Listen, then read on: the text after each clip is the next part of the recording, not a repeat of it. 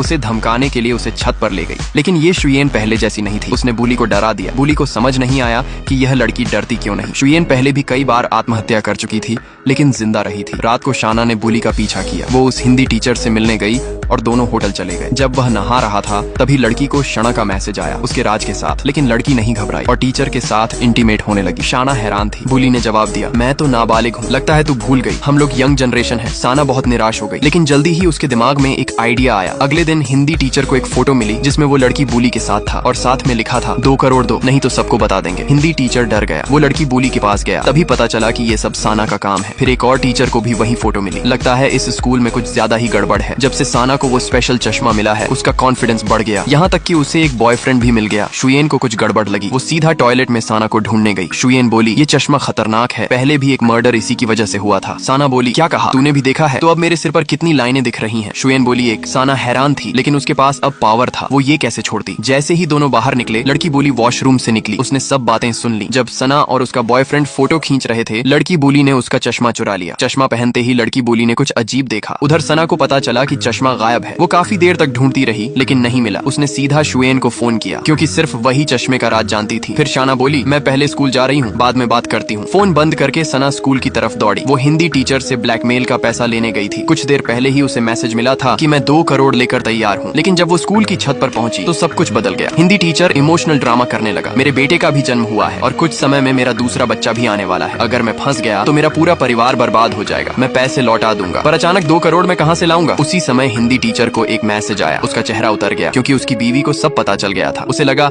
सना ने ही सब बताया होगा। आखिर सिर्फ वही जानती थी। शुयेन को कुछ अनहोनी का एहसास हुआ। वो पूरी जान लगाकर स्कूल भागी लेकिन फिर भी वो देर से पहुंची।